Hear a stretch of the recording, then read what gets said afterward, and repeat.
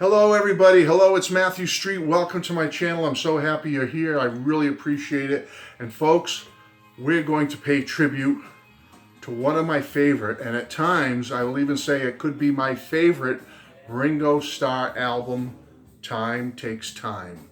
But before we do that, folks, we have to go back in time a little bit to 1973 or so.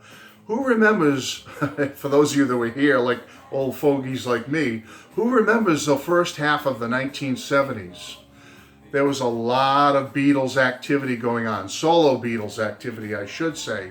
Let's face it, when the Beatles broke up in 1970, we didn't know what the future was going to bring for the four lads.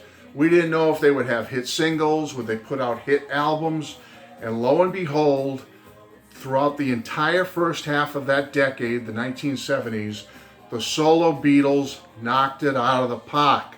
Okay, they hit it, home run after home run. Folks, hit album after hit album, top single after top single, top 40, top 10, number ones. They were nailing it, folks. They were probably just as vital and just as relevant during the first half of the 1970s as they were when they were the Beatles during the 60s. That's how great these four guys were doing artistically, musically, during the first half of the 1970s. But the one that people had the most fear of, the one I don't mean fear of, I mean that they feared would not do well and may suffer a little bit, was Ringo. A lot of folks were worried about Ringo Starr. They didn't know if he would be successful in acting, but would he be successful in music?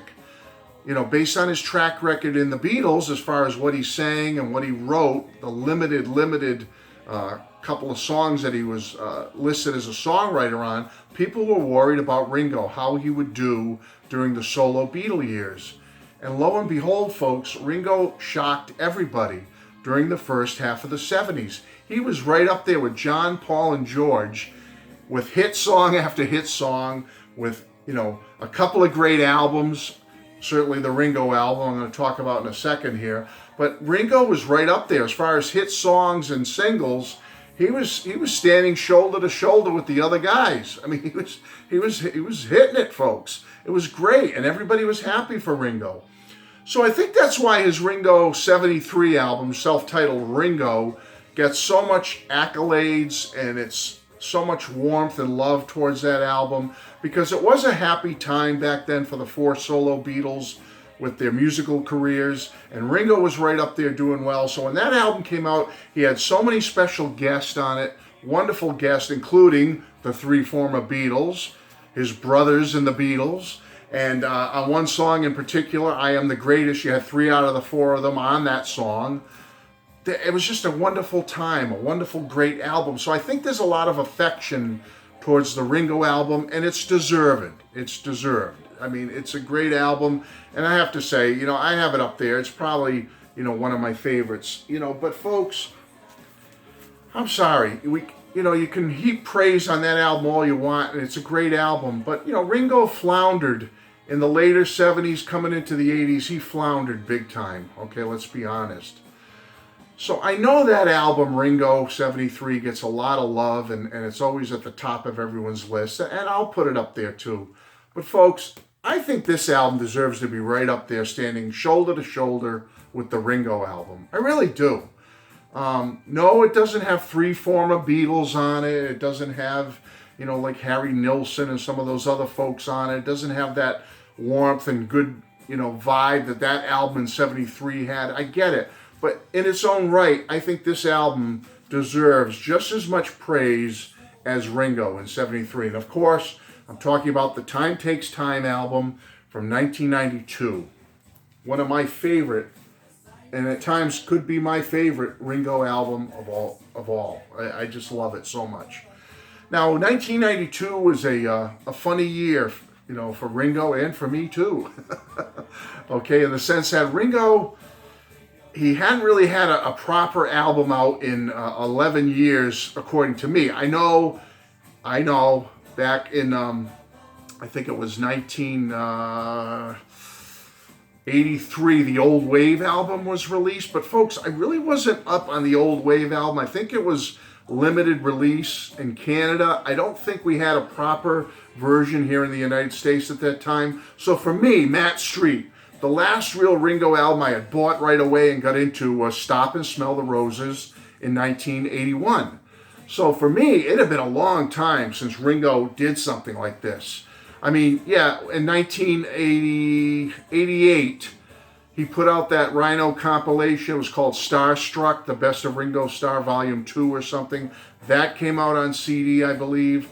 And then in 89, he did the famous Ringo All-Star Band Tour, the first one. And so in 1990, he came out with the All-Star Band Live album. So he did, he was coming out with a couple of things, but as far as a proper studio album for me, it wasn't until 1992 when this came out that it really, jumped out at me that Ringo was back. Now in 1992, I had a 2-year-old, I had a 5-year-old son, 2 sons. Me and Mrs. Street were still in our first little fixer-upper house. Life was a struggle. She was a nurse working, doing whatever she could, different hours. I was working different hours, doing our best to try to basically work out our schedules to care for our 2 young sons. Did our best to have a nice little life together. And like I said, Ringo hadn't put out an album in a long time. So, for me, it was very exciting when it was announced in early 92, I think around January, February of 92. There was a big announcement that Ringo was going to be touring again later that year in 92, and that he was putting out a brand new studio album. And folks, I couldn't have been more excited and happy for myself, but also for Ringo. That Ringo had sobered up since the All-Star Band Tour, and that he was motivated again. He was really, picking up steam to put out some new music and be involved again. And little did we know this was the start of a long and fruitful next 30 years almost that Ringo's been out there touring and putting out studio album after studio album. And he's putting out great material. That's the great part. Yeah, some are hit or miss. It goes like this with Ringo's albums since this one. But you gotta say there's been a lot more hits than misses since Time Takes Time. He's put out a lot of great albums, including his most recent studio album, which I think is absolutely fabulous and one of his best. So hats off to Ringo. But very exciting time. I'm raising my 2 little kids, and I'm very excited because we got the first sniff of what was coming in April of 1992 when Ringo released the single Weight of the World, backed with After All These Years. And I think that was, like I said, late April 1992. And folks, Weight of the World. What can I say? I love that song. One of my favorite Ringo songs.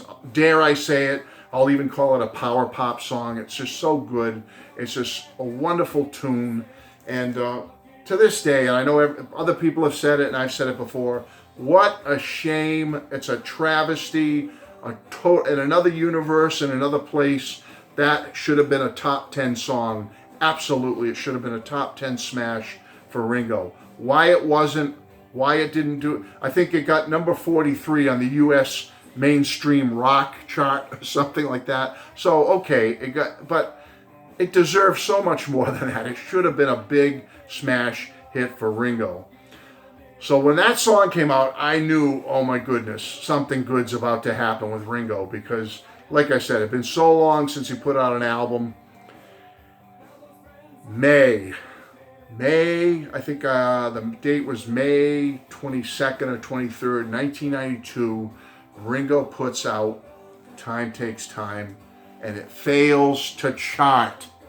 Or should I say it New England style? Failed to chart. Okay, it didn't chart at all, folks, anywhere. From what I understand, I don't think it did. It didn't make the charts here in the U.S. How is this possible? How is it possible that such a great album like this, with such wonderful guest musicians and singers, producers and songwriters, how does this album not even make the charts? How does that happen? I'm flummoxed after 28 years, or whatever it's been since this album came out, 29 years almost. How in the world did this thing not do better? You know, I'm not saying based on the climate at the time with grunge coming in big with Pearl Jam and Nirvana and all that, Soundgarden, whatever. I get it. You know, I get it. Ringo wasn't going to, you know, the kids and the teeny boppers weren't going to get into this album. But with all the fans Ringo had, the older set, I should say, you know, people in their 20s, 30s, 40s at the time, I don't understand how this album didn't take off and why classic radio didn't play it at the time. Anyway, I could stand here for an hour and moan to you about how upset I am that this album didn't do better, and certainly the song Weight of the World. But it came out, and look at the producers on this thing. 4 named producers: Don Was, Jeff Lynne, Peter Asher, and Phil Ramone. So Ringo right off the bat has these 4 outstanding, stellar producers. It was put out on the, I don't think the old label's on here now. That label's long gone now. This is a Friday Music release on this vinyl. But on the CD, it was Private Music was the name of the company. You're not really going to be able to see their logo too good. But Private Music was a small independent record label that did a lot of instrumental stuff and other things. But then it started venturing out into pop music, but it didn't last very long, and it's long defunct now. It's gone. And Ringo had some great people on this album. Ringo writing songs, certainly. Ringo co-wrote 3. You had Stan Lynch from Tom Petty's band helping with songs. You had Jonathan Auer and Ken Stringfellow from the Posies writing songs on here. Andy Sturmer and Roger Manning from Jellyfish, one of my favorite bands of all time. Jellyfish wrote a song on here. Diane Warren was just, you know, starting to get big and known, put a song on here, and others. So he had great songwriting behind him, folks. But the players Ringo had with him were unbelievable. You got names like Jeff Lynne on here, Waddy Wachtel on here, who was big with Linda Ronstadt's band, among others, during the 70s and 80s. Andrew Gold. You had the 2 guys from Jellyfish, Roger and Andy, were on here. You had Jeff Baxter, who played with the Doobies, and I think a little bit with Steely Dan, was on here. You had Mark Hott on here, who played with Crowded House and Supertramp for a little while. Benmont Tench from the Petty Band. Peter Asher is on this album. Mark Hudson's on this album. This is the first time that Mark Hudson made a connection with Ringo musically.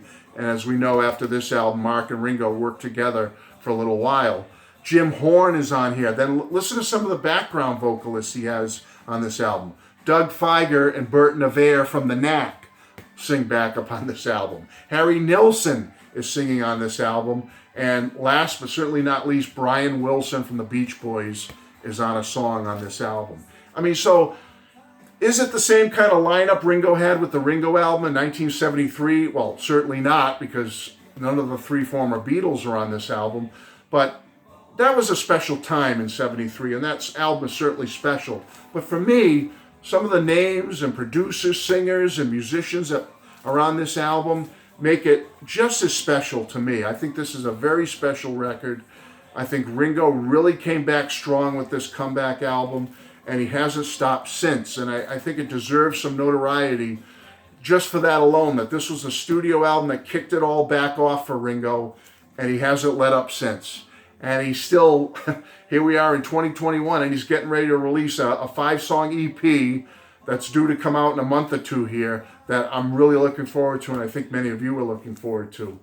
So this takes me back to a wonderful time with Ringo in my life, because my 2 young children used to listen to music with me all the time back in those days. I had a 2-year-old son, as I said, and a 5-year-old. And man, we used to listen to Beatles and among other music too. But I do remember playing this album for my 2 young sons. And my older boy at the time, who was 5, loved this album. And one of his favorite songs was "Don't Go Where the Road Don't Go." And I've told the story in when I met Ringo on this tour a few months later. I met Ringo in June 1992. If you don't know that by now, I can put the link to the video below. But there's a whole video about when I met Ringo with my young 5-year-old son right after this album came out. And you can go see the whole story, how it happened. But when we were in with Ringo in his dressing room, just me, my son, and Ringo, and a security guy or whoever, tour manager, was going to take a picture of us together, which you can see in that video. One of the things I do remember is that I asked my young son, I said, tell Ringo, what's your favorite song? And he said, from the new album, which was this, and my young son said, didn't miss a beat. He blurted out, don't go where the road don't go. And Ringo was like taken aback by that. He was just like, a big smile came on his face, and he couldn't believe it. Like, really? Of all the songs I've been involved in, he thought he seemed so pleased, and he thought it was so cool that this little 5-year-old on my hip, I was holding, who was now 34, loved his song, Don't Go Where the Road Don't Go. Ringo got a really kick out of that. So that's a memory I'll always hold forever. And of course, Ringo signed this picture right back here for me.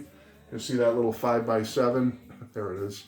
Ringo signed that for me and my young son. So a wonderful memory this album brings back. Seeing Ringo live, meeting Ringo, you know, being just, I don't want to say nobodies, but you know what I mean? Like, we were just this young family living in a small little fixer-upper house.